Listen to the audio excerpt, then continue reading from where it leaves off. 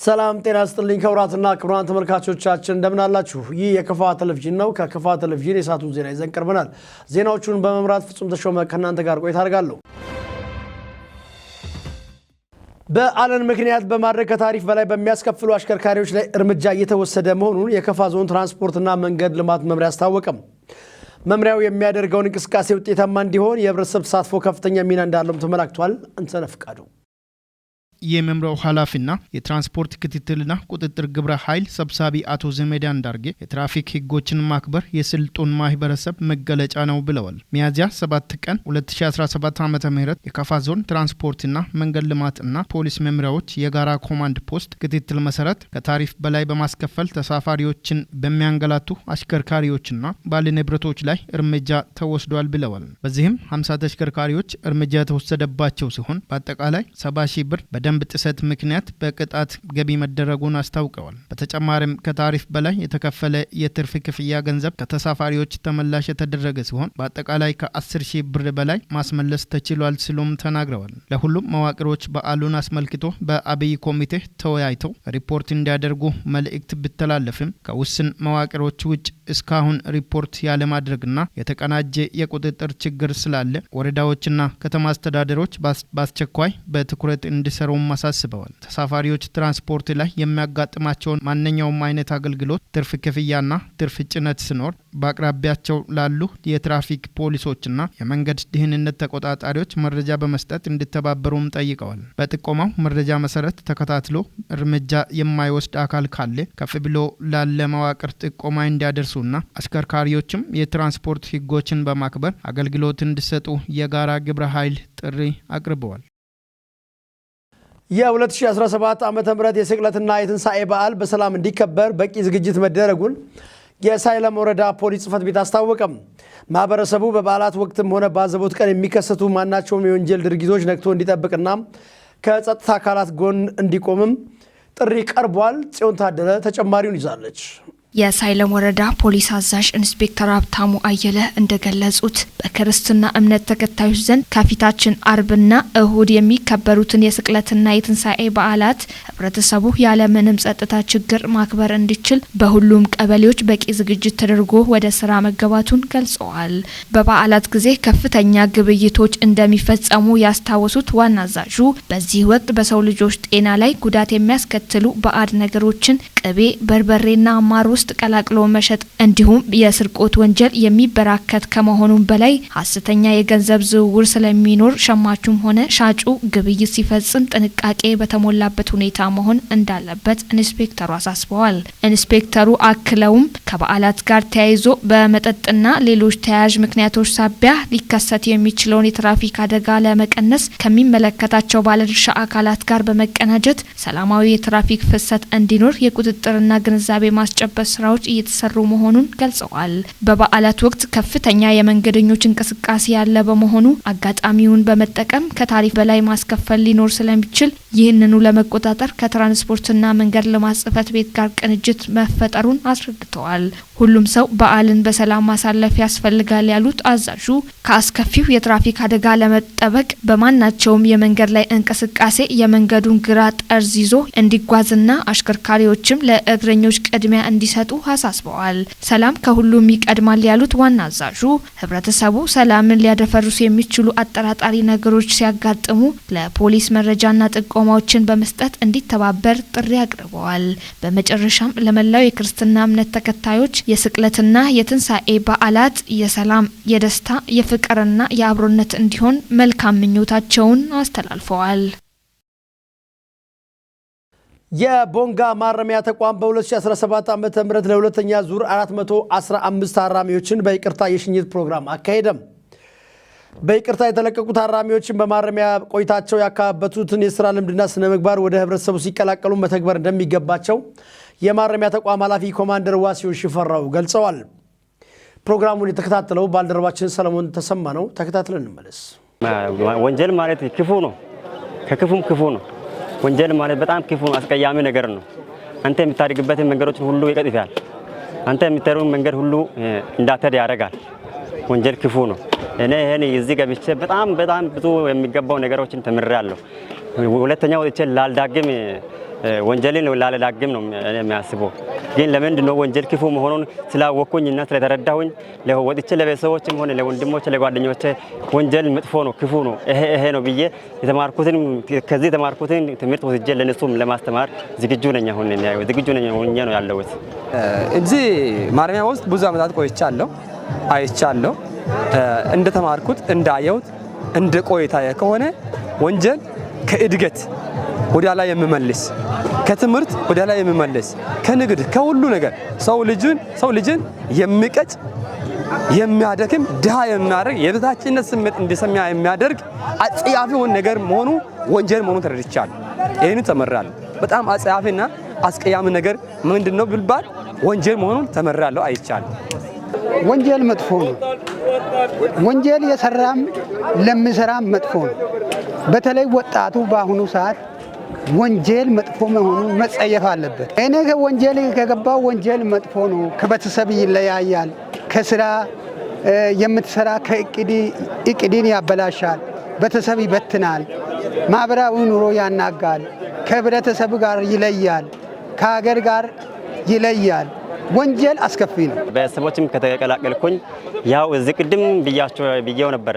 እዚህ ከገባሁት ወዲህ በጣም ችግር አይቼ ነበረ። በጣም የተቸግረ ነበረ። ከትምህርት ነው ከስራ ገበታውን ተይዤ መጣሁት። ስራ አጥቻለሁ። እድገትም ሁሉ አጥቻለሁ። ይሄን ሁሉ በጣም ስላየውና ስለቆየውም ከዚህ የተማርኩትን ትምህርት ወስጄ ለቤተሰቦች ሆነ ለወንድሞች ለጓደኞች እኔ እንደዛ ሆኛለሁ። እናንተ በዚህ መንገድ አትዱ፣ ወንጀል ክፉ ነው፣ ወንጀል አትስሩ ብዬ ለነሱም አስተምራለሁ የሚል ሀሳብ አለኝ። ምሕረት ላደረገልን ለመንግስታችን የላቀ ምስጋና ላቀርብ እፈልጋለሁ። ከልቤ አመሰግናለሁ። እኔ ስገባ በጣም ከብዶኝ ነበረ። ያን እድሎችን ያመጣ ያሻሻለ እየጠበቀ ይችን እድል ለሰጠልን ለመንግስታችን ክብር ምስጋና አቀርባለሁ። ተኛ ደግሞ ይህንን ሁሉ አመት ሲቆይ ለጠበቀልን ላኖረልን ከሁሉ ነገር ጠብቆን እስከዚህ ሰዓት ላቆየልን ለአምላክና ለእመቤተ ለቅድስት ድንግል ማርያም ምስጋና ያቀርባል። መንግስት እግዚአብሔር ይስጠው። መንግስት ማለት ወንጀለኛንም አመጥቶ አስሮ ወንጀለኛንም እያሳከመ መኖሪያ ቤት እየሰራ እየቀለበ ነው ለዚህ ደረጃ ያበቃ።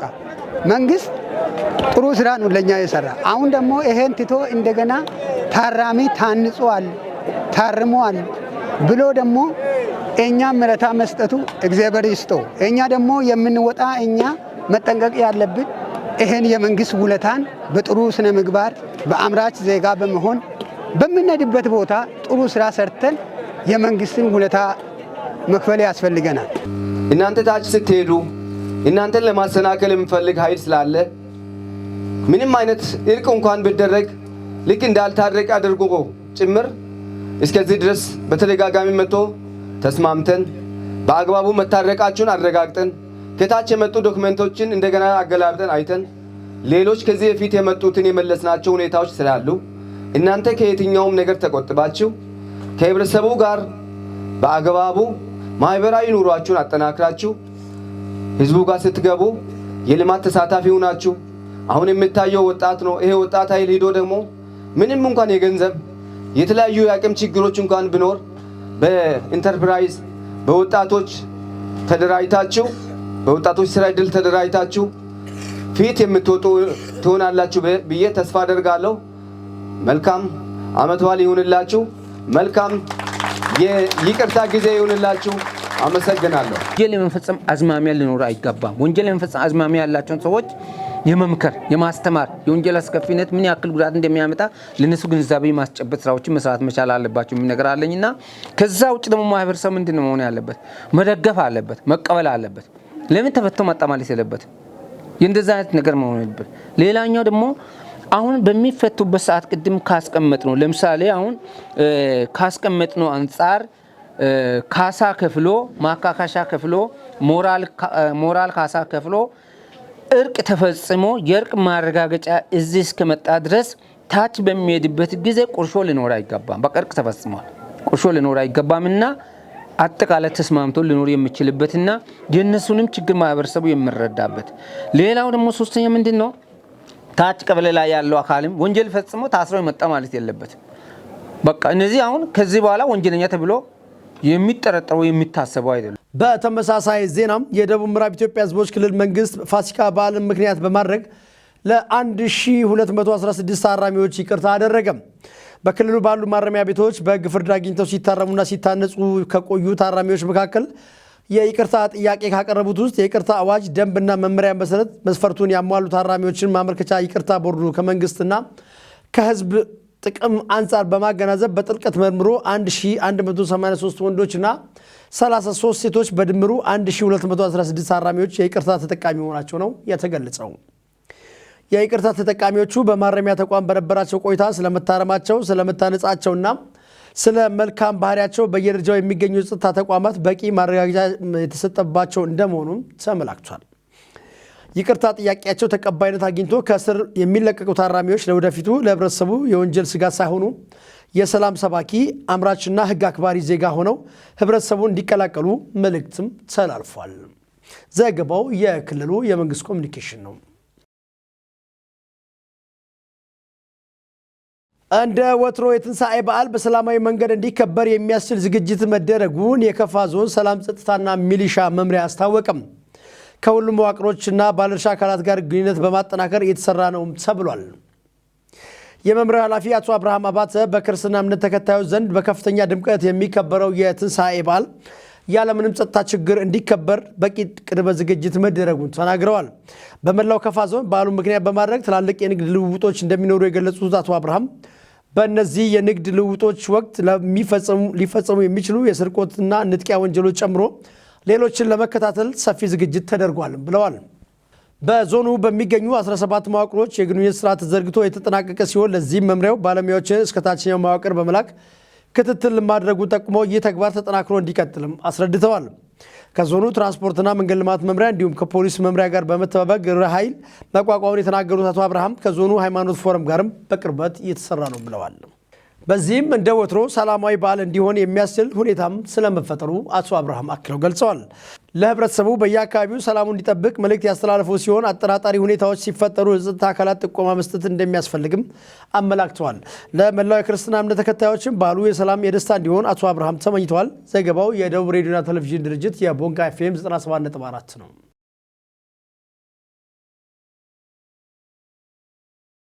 ተቋማት ለግብርና ቴክኖሎጂ ሽግግርና ስርጸት የላቀ ድርሻ አላቸው ሲል የዋቻ ከተማ አስተዳደር ግብርና አካባቢ ጥበቃና ህብረት ስራ ጽሕፈት ቤት አስታወቀም። በከተማው በሚገኙ ትምህርት ቤቶች በሁለተኛ ዙር መስኖ ልማት በሙሉ ፓኬጅ የተለያዩ አትክልቶችን እያለሙ ስለመሆናቸውም ተነግሯል። የጽሕፈት ቤቱ ኃላፊ አቶ ጌታሁን አሰፋ ተቋማት ለግብርናና ቴክኖሎጂ ሽግግርና ስርጸት ሚናቸው የጎላ በመሆኑ ይህንን ስኬታማ ለማድረግ በትኩረት የተሰራ ነው ብለዋል። በ2017 ዓ.ም ትምህርት ዘመን በሁለተኛ ዙር የመስኖ ልማት በከተማው በሚገኙ 6ቱም ትምህርት ቤቶች በአትክልት ልማት ከ5 ሄክታር መሬት እየለማ ስለመሆኑም አቶ ጌታሁን ተናግረዋል። በትምህርት ቤቶች ለመስኖ ልማት ስራ የሚውል የአትክልት ዘር በከተማው አስተዳደሩ በጨና ወረዳ ኤፍኤስአርፒ ፕሮግራም የተሸፈነ መሆኑም ኃላፊው ጨምረው ገልጸዋል። ከተቋማት በተጨማሪ በማስፋፊያ የገቡትን ጨምሮ በሁለቱ ቀበሌዎች ከ250 ሄክታር በላይ መሬት በሁለተኛ ዙር መስኖ ልማት ለማልማት እየተሰራ ነው ብለዋል። ተቋማቱ እያለሙ ላለው አትክልት በቂ ሙያዊ ድጋፍና ክትትል በማድረግ ለሌሎች መልካም አርአያ ለመሆን ይሰራል ብለዋል ሲል የዋቻ ከተማ የመንግስት ኮሚኒኬሽን ጉዳዮች ዘግቧል። የክልሉ ኢንተርፕራይዞች ተወዳዳሪነትን ለማሳደግ የስራ ዕድል ለመፍጠርና ለሀገሪቱ አጠቃላይ የኢኮኖሚ እድገትና ልማት የበኩሉ አስተዋጽኦ ለማበርከት ትኩረት በመስጠት እየሰራ መሆኑን የክልሉ መንግስት ኢንዱስትሪና ኢኖቬሽን ቢሮ ኃላፊ አቶ ግዛው ጋጊያብ ገለጹ። የደቡብ ምዕራብ ኢትዮጵያ ህዝቦች ክልላዊ መንግስት ኢንዱስትሪና ኢኖቬሽን ቢሮ በልዩ ልዩ የኢንዱስትሪ ስትራቴጂዎች ፖሊሲ፣ በገጠር ኢንዱስትሪያላይዜሽን እና በዲጂታላይዜሽን ላይ ለዘርፉ ባለሙያዎችና ኃላፊዎች በቦንጋ ከተማ ስልጠና ሰጥቷል። ማርሽ ሴፉ እንደ ሀገር በልዩ ልዩ የኢንዱስትሪ ስትራቴጂዎችና ፖሊሲ በገጠር ኢንዱስትሪያላይዜሽንና በዲጂታላይዜሽን ላይ የተሰጠው ትኩረት ከፍተኛ መሆኑን ያነሱት የቢሮ ኃላፊ አቶ ግዛው ጋጊያብ በክልላችን ያሉ በርካታ ሀብቶችን በአግባቡ በመጠቀምና እሴት በመጨመር ኢኮኖሚያችንን ማሳደግ አለብን ብለዋል። የስልጠናው ተሳታፊዎች ወደ አካባቢያቸው ሲመለሱ ያገኙትን እውቀት ሌሎች በማካፈል ብቁና ተወዳዳሪ አምራች ዜጋን መፍጠር አለባቸው ብለዋል። በኢንዱስትሪ ዘርፍና በማኑፋክቸሪንግ ዘርፍና በአይሲቲ ዘርፍ ላይ መንግስት ያስቀመጠውን አቅጣጫ ተከትሎ ውጤታማ ስራ ለመስራት በፍጥነትና በጥራት ስራ ለመስራት አንደኛ አመራሩ ጉዳዩን ማወቅ አለበት። ባለሙያው፣ ኤክስፐርቱ፣ ማኔጅመንቱ በጉዳዩ ላይ አንድ አይነት እውቀትና አንድ አይነት ግንዛቤ ይዞ በእኩል ቶን መሮጥ እንዲችል ይሄ ስልጠና እየተሰጠን ያለውና ስራው በተለይ የኛ ዘርፍ ስራ ከፍተኛ ቁርጠኝነት ይፈልጋል፣ ከፍተኛ ትጋት ይፈልጋል። የቢሮ ምክትል ኃላፊና የኢንዱስትሪ ዘርፍ ኃላፊ ወይዘሮ ከርቅነሽ ሻንቆ እንደገለጹት ሀገራችን ኢትዮጵያ በምታደርገው ከግብርና መር ኢኮኖሚ ወደ ኢንዱስትሪ መር ኢኮኖሚ ሽግግር የበኩሉን መወጣት የሚችልና አምራች ዜጋን መፍጠር አስፈላጊ ነው ብሏል። እንደምታውቀው ደቡብ ምዕራብ ክልል በቡና ይታወቃል፣ በቅመም ይታወቃል፣ በማር ይታወቃል፣ በቀርከሃ ይታወቃል። ቢያንስ በምንታወቅባቸው በእነዚህ ብራንዶች መስራት መቻል አለብን። ስለዚህ አሁን የተጀመሩ አሉ፣ ደፍረው እየገቡ ያሉ የሚስማር ፋብሪካ ለመመስረት ተችሏል። አሁን ሚዛን ላይ የከብት መኖ የዱቄት ፋብሪካ እየመጡ ነው። ስለዚህ በዚህ መንገድ ደግሞ ከፍ ብሎ ፖቴንሻላችንን አይተን ፍራፍሬ ላይ አቮካዶ ላይ ወደ ዘይት ወደ ቅባት ወደ ጁስ የሚቀየሩ ነገሮች ላይ አትኩሮ ለመስራት ባለቤቱ እዚህ ያለው አመራር ነው። ስለዚህ ከአመራሩ ጋር ከባለሙያ ጋር በጋራ ቁጭ ብለን ተግባብተን ይሄንን አካባቢ ገጽታ የመቀየር ግዴታም አለብን። መብት ብቻ ሳይሆን ግዴታም ጭምር አለብን። እንደ ሀገር ደግሞ ተወዳዳሪ መሆን በኢኮኖሚ ወደ ውጭ ኤክስፖርት የምናደርጋቸው ነገሮች ላይ አትኩረን እንሰራለን። ወደ ውስጥ የሚገቡትን ደግሞ በሀገር ውስጥ ምርት እንተካለን። የቢሮ ምክትል ኃላፊና የኢኖቬሽን ዘርፍ ኃላፊ አቶ ምትኩ አስፋው በበኩላቸው በክልሉ 735 መካከለኛና አነስተኛ ኢንዱስትሪዎች መኖራቸውን ተናግረው በብዛትና በጥራት የኢንዱስትሪ ውጤቶችን በማምረት ራሳቸውንና ሀገራቸውን መጥቀም አለባቸው ብሏል። ኢኖቬሽን ቴክኖሎጂ ዘርፍ ያሉት ባለሙያዎች የዘርፉ አመራር የአገራዊ ራዕይና ተልዕኮን የኢኖቬሽን ቴክኖሎጂ ራዕይና ተልዕኮ ተረድቶ ከተረዳ በኋላ የተረዳ አመራር የተረዳ ባለሙያ ነው ታች ወስዶ ሊያስረዳ ሊያሰርጽ የሚችለው። ስለዚህ አጠቃላይ እንደ ሀገር ከተያዙ አምስቱ የልማት ግቦች ውስጥ አንዱ ኢኖቬሽን ቴክኖሎጂ ነው፣ አይሲቲ ዘርፍ ማለት ነው። ስለዚህ አይሲቲ ዘርፍ ላይ ተልዕኮ ምንድነው፣ ራዕዩ ምንድነው የምንለው ኢትዮጵያ የተሻለ ብልጽግና ያላት አገር ከማድረግ አንጻር ራዕይ አለን። 3 ራዕይ ነው በኢኖቬሽን ቴክኖሎጂ ዘርፍ ያለው። ስለዚህ አንደኛ የበለጸገ ክልላዊ አካባቢ መፍጠር ነው። ሁለተኛ ደግሞ በዛው ዘርፍ በኢኖቬሽን ቴክኖሎጂ የመንግስት ስራዎችን በኢኖቬሽን ቴክኖሎጂ በማስደገፍ የመንግስታዊ አሰራሮችን ማዘመን ለህብረተሰቡ ማቅረብ ባጭር በአጠራው ቋንቋ በፈጠነና ዋጋቸው ደግሞ ዝቅ ባለው ሁኔታዎች ኢገቨርንመንት ሲስተም ሰርቪሶችን ማዘመን። የከፋ ዞን ኢንዱስትሪና ኢኖቬሽን መምሪያ ኃላፊ አቶ ተፈሪ ታደሰ በበኩላቸው መንግስት በኢንዱስትሪና በቴክኖሎጂ ዘርፍ ከፍተኛ ትኩረት ሰጥቶ እየሰራ መሆኑን ተናግረው የሀገራችን የእድገት መሰረት የሆነውን ግብርና ውጤቶችን ከኢንዱስትሪ ጋር በማጣጣም የሀገራችን ተጠቃሚነት ማረጋገጥ ያስፈልጋል ብሏል። በሀገሪቱ ውስጥ እንዲረጋገጥ ከተፈለገ መንግስት 5 መሰረታዊ ሴክተሮች ተለይተው መደገፍ መመራት መቻል አለባቸው ካላቸው ግብርና፣ ኢንዱስትሪ፣ ቴክኖሎጂ፣ ቱሪዝም እና የማዕድን ዘርፎች እነዚህ 5ቱ ዘርፎች ላይ መንግስት በትኩረት ካልሰራ እንደዚህ ቀደሙ አንድ ሴክተር ብቻ መሰረት ካደረገ ኢኮኖሚው መፍጠን አይችልም፣ ሀገር ማደግ መቻል አትችልም በሚለው ነው። ይሄ በአዲስ መንገድ የተደራጀ ቢሮ ነው እስከ ክልል ድረስ። ስለዚህ ዛሬ ላይ እንግዲህ ክልል አቀፍ መድረክ ነው። ይሄ ክልል አቀፍ መድረክ ስለሆነ ይሄ ክልል አቀፍ ላይ አጠቃላይ የዞን ባለሙያዎች፣ የዞን አመራሮች፣ የከተማ አስተዳደር አመራሮች፣ የወረዳ ባለሙያዎችና የወረዳ አመራሮች በአጠቃላይ በከፋ ዞን ደረጃ 150 በላይ የሚሆኑ አመራርና ባለሙያዎች የጋራ የስራ ይዘትን በተመለከተ አጠር ያለ ስልጠና እየተሰጠ ያለበት መድረክ ነው። የክልሉ ኢንዱስትሪና ኢኖቬሽን ቢሮ ኃላፊዎችና ባለሙያዎችን ጨምሮ የዞን የወረዳና ከተማ አስተዳደር ኃላፊዎችና ባለሙያዎች የስልጠናው ተሳታፊ ሆነዋል። ክቡራትና ክቡራን ተመልካቾቻችን ለሰዓቱ ከከፋ ቴሌቪዥን ያዘጋጀናቸው ዜናዎች ቀደም ሲል የተከታተላችኋቸውን ይመስሉ ነበር። በቀሪ የከፋ ቴሌቪዥን ፕሮግራሞች ጋር ቆይታ እንድታደርጉ እያጋበዝኩ ለክርስትና እምነት ተከታዮች በሙሉ መልካም የሕማማት ሳምንትን ተመኘው። በሌላ ጊዜ በተመሳሳይ ሰዓት እስክንገናኝ ቸርን ሰንበት።